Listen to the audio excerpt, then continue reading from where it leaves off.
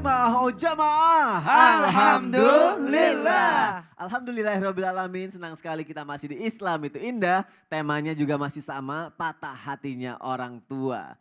Langsung aja ya jamaah, ada tayangan yang mau aku kasih lihat viral. Ini dua anak ini malah berebutan untuk membayar rumah sakit orang tuanya. Wah, Luar rebutan biasa. nih. Rebutan mau bayarin Mau rumah sakit orang tua. bayarin. Penasaran aku mau Penasaran lihat. kan? Iya, iya. Loh, kita lihat tayangannya jamaah. Masya Allah, Masya gimana Allah. lihat video tadi? Gimana? Abik tadi kenapa marah-marah? Hah?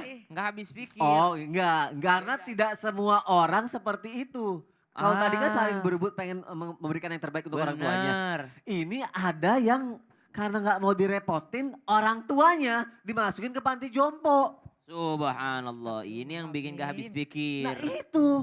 Coba belajar dari tayangan tadi ya. Iya, kok bisa ya orang nggak punya hati nurani seorang anak orang tuanya dimasukin panti jompo, kenapa kayak gitu Ustadz Syam? Baik, Gak habis bismillahirrahmanirrahim. pikir aku. Kita pikirin sama-sama ya. Oke Ustadz Ustadz. Maulana, Bunda Tuti, Mas Sony, serta seluruh jamaah Islam itu indah dan seluruh anak. Karena kita semua adalah anak, meskipun mungkin tidak semua orang tua kita adalah orang tua yang soleh. Ada di luar sana mungkin orang tuanya tidak pernah sholat, ada. Ada mungkin di luar sana orang tuanya bahkan gak pernah ngurusin dia dari bayi mungkin. Atau mungkin ada orang tuanya, ibundanya masih dalam keadaan hamil, bapaknya sudah meninggalkannya. Banyak yang seperti itu. Dan kita tidak menutup mata dengan kasus-kasus seperti ini. Karena ternyata dalam Al-Quran pun ada. Anak yang tidak berdamai dengan ayahandanya, bahkan diusir oleh ayahandanya seperti Nabi Ibrahim alaihissalam. Ya, la illam tantahi la arjumannak. Wahai Ibrahim, kalau engkau tidak berhenti mendakwahiku, aku akan mengusirmu. Bahkan kurajam engkau wahai Ibrahim. Seperti Nabi Ibrahim alaihissalam bersama dengan ayahnya. Begitu pula hubungan ayah dan anak tidak selamanya mulus. Seperti Nabi Nuh alaihissalam dengan anaknya. Seperti misalnya Nabi Yakub dengan Nabi Yusuf alaihissalam dipisahkan karena saudara-saudaranya. Maka subhanallah tidak semua berjalan mulus. Begitu pula dengan anak yang mau merawat orang tuanya yang telah berusia lanjut. Banyak juga di antara mereka yang ternyata merasa kerepotan dengan hal tersebut. Apalagi sering disampaikan oleh guru-guru kita bahwasanya merawat seorang anak dengan merawat orang tua sangat jauh berbeda. Merawat anak semakin besar, semakin kita bisa lepaskan, semakin mandiri. Tapi merawat orang tua, ya subhanallah semakin hari semakin besar ujiannya. Karena mungkin semakin tua, semakin pikun, bahkan semakin menyusahkan anak-anaknya. Dan itu adalah pintu surga. Kenapa banyak anak melakukan hal tersebut atau ada beberapa oknum yang melakukan hal tersebut tidak mampu untuk merawat orang tuanya? Satu, karena hadiahnya surga. Ya, jadi karena hadiahnya surga inilah ternyata ujiannya besar. Ternyata yakni ujiannya berat. Maka hadiahnya dari Allah Subhanahu wa taala melalui lisan baginda Nabi sallallahu alaihi wasallam dikatakan ragima anfun, ragima anfun, ragima anfun. Sungguh celaka, sungguh celaka, sungguh celaka. Siapa yang celaka ya Rasulullah? Seorang anak yang mendapati kedua orang tuanya berusia lanjut atau salah satu di antara mereka berusia lanjut lalu mereka tidak menjadikan orang tuanya keduanya atau salah satunya menjadi pintu surga dari Allah Subhanahu wa taala. Artinya banyak atau ada anak yang melakukan hal tersebut yang tidak mampu untuk menjadikan orang tuanya yakni pintu surganya. Yang kedua, dalam Al-Qur'an disebutkan, ba'da naqul a'udzubillahi minasyaitonir rajim. Imma yablughanna 'indaka al-kibara ahaduhuma aw kilahuma فلا تقل لهما أف ولا تنهرهما وقل لهما قولا كريما. Allah katakan dalam Al-Quran surah Al-Isra ayat yang sering sekali kita dengar dan menjadi nasihat yang indah bagi kita. Imma yablughanna indakal kibar ahaduhuma aw kilahuma. Apabila keduanya atau ketika keduanya sudah berusia lanjut atau salah satu di antara mereka. Emang Al-Quran nyebutnya itu usia lanjut gitu. Udah berusia lanjut di antara kalian, berada di sisi kalian, indak berada di sisi kalian, artinya kita serumah dengan dia, artinya kita lagi ngerawat dia, artinya kita lagi ngurusin dia, orang tua kita, karena disebutkan indak berada di sisimu berarti di dekatmu. Berada di dekatmu dan mereka sudah berusia lanjut, maka kata Al-Quran, فَلَا تَقُلْ لَهُمَا أُفْ. Jangan pernah berkata terhadap mereka. Kenapa? Karena sangat mudah lisan ini membantah orang tua yang sudah tua. Karena kenapa? Kita juga sudah dewasa gitu. Jadi kalau orang tua sudah tua berarti anaknya sudah dewasa gitu. Maka fala tanharhuma, jangan pernah membantah mereka pula. Kenapa? Karena anaknya juga sudah berilmu. Semakin kita berilmu, semakin kita punya dalil sendiri. Orang tua mengatakan menurut kita nggak benar itu mah ajaran zaman dulu udah jadul banget gitu. Udah direvisi sama WHO gitu ya. Misal orang tua mengatakan, bayinya dibedong. Wah, yang terbaru itu dari kedokteran jangan dibedong bayinya gitu. Nah, itu bisa pertempuran antara kutub utara dan kutub selatan gitu. Maka subhanallah di saat-saat seperti inilah ujian itu datang dan Allah katakan wala tanharhuma, jangan kau membantah mereka, jangan kau semprot mereka dengan ilmu-ilmumu. Wa qul lahuma qaulan karima, dan ucapkan kepada mereka hanya perkataan yang mulia. Lalu apa yang bisa kita lakukan terhadap orang tua kita ketika dia atau mereka sudah di usia lanjut? Cukup dengan mengatakan wa qur rabbirhamhuma kama rabbayani shaghira. Takkan pernah terbalaskan kebaikan orang tua, maka rendahkan sayapmu, rendahkan dirimu di hadapan keduanya sambil mengatakan, ya Allah sayangi orang tuaku sebagaimana mereka menyayangiku di waktu kecilku. Wallahu ta'ala alam. Masya Allah. Berat sih, Berat. tapi yakin gak mau masuk surga. Betul, Ya Allah. subhanallah. Jadi memang ujian itu, emang ujiannya berat. Terima Ya. kasih Ustaz Sama-sama, Syam untuk Sani. penjelasannya. Kita lanjutkan lagi jamaah yang ada di rumah. Aku tertarik banget nih ketika tadi Ustadz Maulana bilang seperti bola. Kalau kita pelan nanti baliknya pelan. Kalau kita kencang baliknya kencang. Mungkin itu yang terjadi kalau mungkin ada juga jamaah yang melakukan itu kepada anaknya. Kencang banget sama anaknya. Anaknya ngerasa terintimidasi akhirnya ngelawan balik gitu. Tertekan gitu. Itu kenapa sih? Apa karena keegoisan kita sebagai orang tua? Kalau memang kita egois, bisa gak sih dihilangin sifat egois itu Ustadz Maulana? Mohon penjelasannya Iya, Ustadz. makasih banyak. Masya Allah, Mas Oni luar biasa ya. Makin dewasa ya. Masya Allah. Bunda Tuti, Masya Iya, Allah silakan. suaranya merdu sekali. Ustazah, Masya Allah. Bismillahirrahmanirrahim. Mohon maaf tanpa menggurui. Hanya mengingatkan karena kami pun adalah orang tua yang masih dalam proses mendidik anak. Dan ketahuilah tidak ada orang berpengalaman itu. Yang ada masih dalam proses. Mohon maaf karena ujian kita ini makin bertambah. Anak kecil beda ujiannya, anak besar beda ujiannya. Dan lihat posisi anak itu. Mohon maaf tanpa menggurui, hanya mengingatkan bahwa agar tidak menjadi orang tua yang egois. Kadangkala kita mengedepankan diri kita. Kita yang mau dimengerti tapi kita tidak mau mengerti. Mohon maaf ini mentang-mentang kita orang tua, anak tidak boleh macam-macam sama kita. Tidak boleh seperti itu. Maka Rasulullah SAW mengajarkan bagaimana metode mendidik anak itu. Bagaimana ketika kita menasihati anak sejajar posisinya. Maksudnya sejajar. Kalau dia duduk, turun. Nah, turun. Bagaimana? Duduk sejajar. Jangan kita di atas, anak dinasihati di bawah. Itu kayak intimidasi. Nah, maka komunikasi yang paling penting. Saya tidak setuju. Tidak boleh anak dipukul. Tidak boleh anak dimarahin. Saya tidak setuju. Mohon maaf.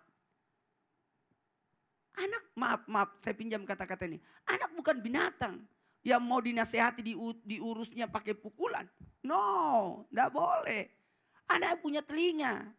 Sampaikan nasihat, sampaikan wejangan, sampaikan pesan-pesan kebaikan. Komunikasi yang paling baik. Berikan pemahaman. Saya suka kata Mas Oni tadi di awal acara kita. Berulang-ulang. Jangan capek, berulang-ulang tidak apa-apa. Sampai mereka paham. Lebih jelas cari kata-kata yang baik. Anak kecil itu harus diingetin. Baru dia berkata, iya ya, seperti itu. Lalu mohon maaf tanpa menggurui. Astagfirullahaladzim. Kapan anak dimarahi yang rusak otaknya? Nah, ini kata Dr. Aisyah Dahlan, neuroscience, bahwa ketika anak dimarahi, berapa urat-urat di otaknya itu putus. Kasihan itu anak-anak. Dan kapan anak dipukul? Yang luka hatinya. Walaupun pukulannya pakai pensil. Itu bentuk kebencian. Apa ini? Nah itu kalau di daerah saya, di daerah Makbus. Jangan memukul, memarahi, gigi ketemu gigi. Itu seakan-akan anak itu kebencian. Ada apa? Sallu ala Nabi. Kenapa sayang? Kenapa nak? Dia kenapa? Jadi itu tuh. Cari kata-kata yang baik tanpa menuduh. Jadi anak jangan dipojokkan.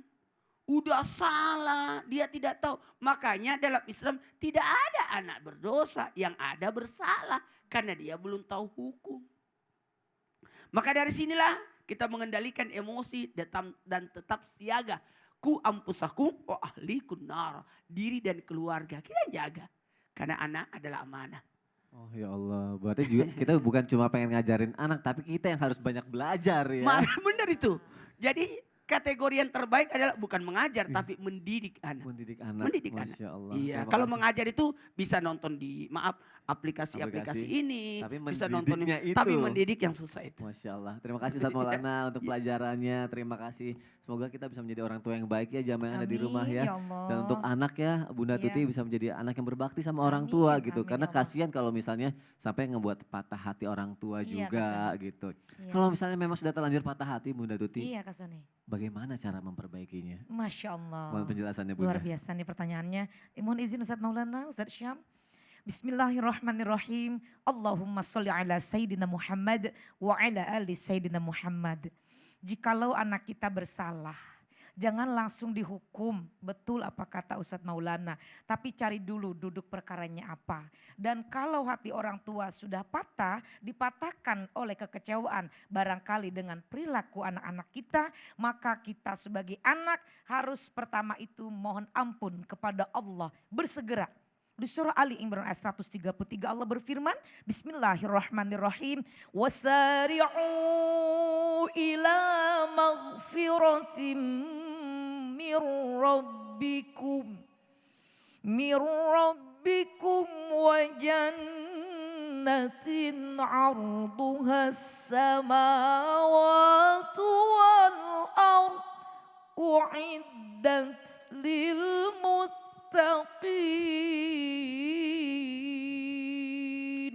Allah. Masya Allah, di situ Allah memerintahkan kepada kita bersegeralah mohon ampun. Jadi kalau kita sebagai anak mengecewakan hati pada orang tua, bahkan patah hati orang tua kita, segera mohon ampun kepada Allah dan meminta maaf khususnya kepada orang tua yang telah kita sakiti, yang telah kita kecewakan. Berikutnya adalah merubah sikap kita, perilaku kita yang tidak baik menjadi baik. Menunjukkan perubahan kepada orang tua kita. Karena kalau kita sudah melukai hati orang tua, jangan sampai meneteskan air mata orang tua. Karena kalau seperti itu Masya Allah jauh daripada keberkahan. Justru orang tua itu doanya mustajab.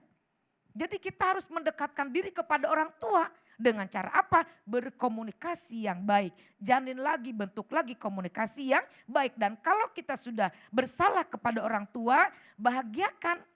Melukai berarti harus dibahagiakan. Kemudian dengan cara apa kita membahagiakan orang tua? Orang tua itu bukan hanya ingin diberi.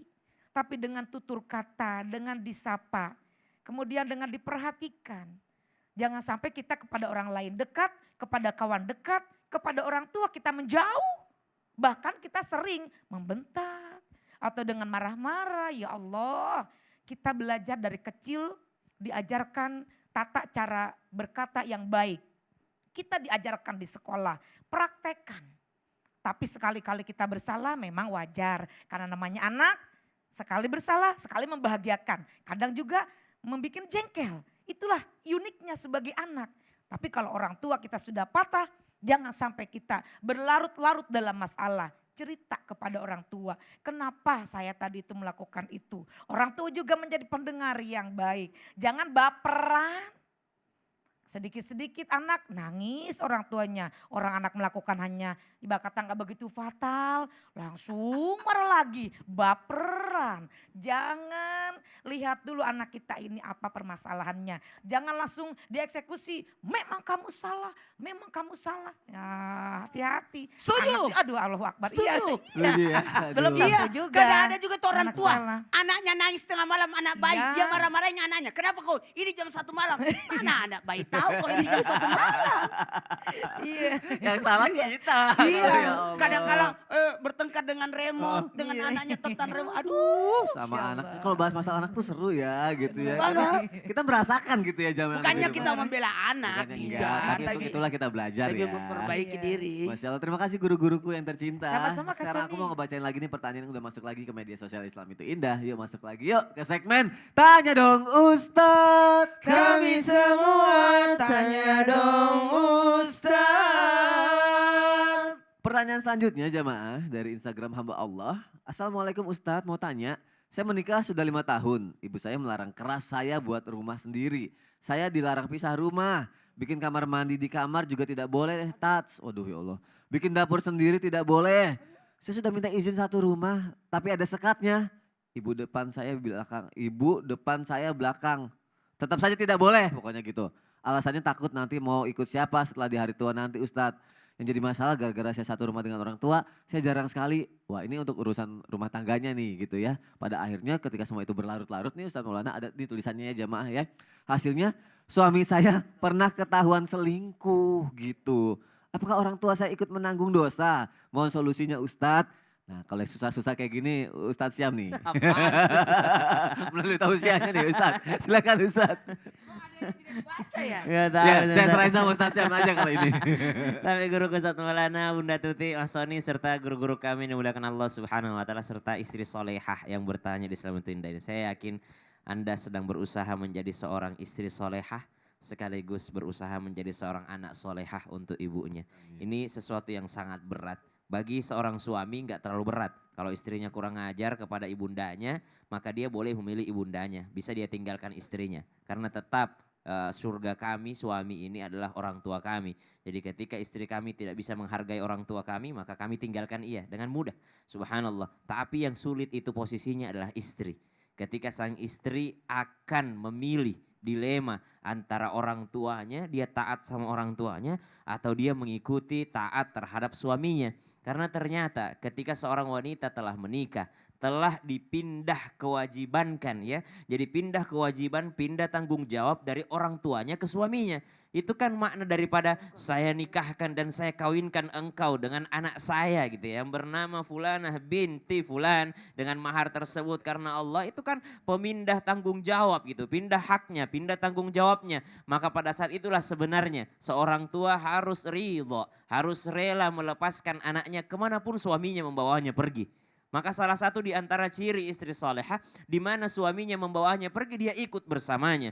Maka subhanallah bisa dikatakan nusyuz seorang istri yang tidak mau ikut terhadap suaminya kemana suaminya mau pergi. Bahkan ketika suaminya mungkin dinas keluar kota lalu suaminya meminta ia untuk ikut dengannya maka seorang istri wajib untuk ikut dengannya. Karena ini yang ngatur bukan suami, yang ngatur bukan orang tua, yang ngatur bukan istri tapi yang ngatur adalah Allah Subhanahu wa taala. Maka sebaiknya kita belajar tanpa bermaksud mengguru ataupun mengajari, mari sama-sama taat sama Allah.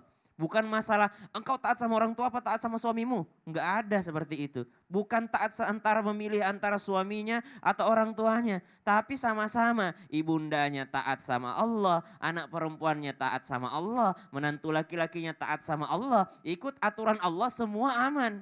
Kenapa? Saya bukan karena saya suami maka saya harus ditaati. Tidak. Tapi Allah yang memerintahkan istri taat kepada suaminya. Bukan karena saya seorang anak lalu saya harus taat kepada orang tua saya. Tidak. Tapi karena Allah yang memerintahkan saya sebagai anak harus taat terhadap orang tua saya. Maka semua dikembalikan terhadap aturan Allah Subhanahu wa taala. Yang pertama itu. Yang kedua, maka subhanallah tetaplah menjadi seorang anak salehah. Tapi kalau sudah masalah internal, maka wajib seorang istri taat terhadap suaminya. Saya rasa suaminya juga adalah seorang yang soleh, subhanallah. Kenapa? Karena dia tidak pernah memberatkan istrinya. Udahlah, kamu kalau mau taat ibumu sama ibumu aja. Enggak, suaminya subhanallah masih rela, masih ridho tinggal bersama dengan mertuanya. Walaupun susah mandinya gitu ya. Walaupun susah ke kamar mandinya, kamar mandi dalam kamar aja susah gitu. Maka subhanallah ya berat banget gitu. Jadi kalau tinggal satu rumah seperti tadi, maka dikatakan dalam Al-Quran indak berada di sisimu. Semakin dekat semakin banyak selek. Semakin dekat tuh, kalau jauh tuh kangen gitu. Tapi kalau semakin dekat semakin banyak pertengkaran yang akan terjadi. Maka subhanallah ibu silahkan di screen recorder ceramah ini lalu tunjukkan kepada ibunda bahwasanya kita semua harus taat sama aturan Allah bu. Bukan ananda mau melawan ibu. Tapi Allah menyuruh saya untuk berbakti kepada suami saya. Bukan saya tidak sayang sama ibu. Jangankan di hari tua bu. Sekarang aja saya nggak mau jauh-jauh tinggalnya dari ibu. Ibu nggak usah overthinking hari tua saya nggak mau merawat ibu, tidak.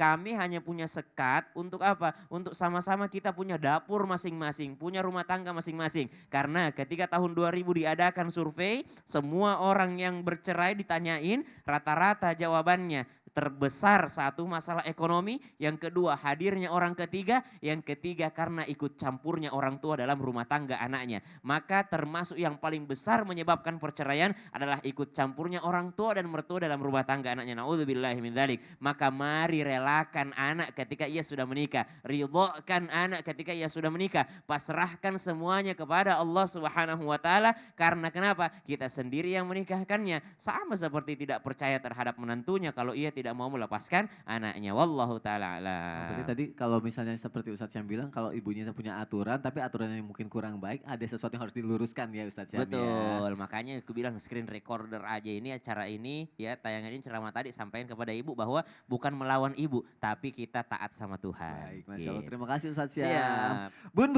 Iya Kak Soni. ada jamaah yang katanya patah hati Bun.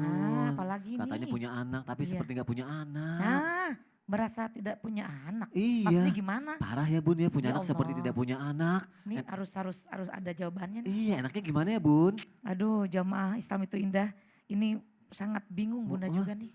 Kalau gitu Gimana nanti nih? aja ya setelah Iya, satu Kak ini Soni. ya. Gak lama kok, tetap di Islam itu indah. Jamaah, oh jamaah. Alhamdulillah. Subhan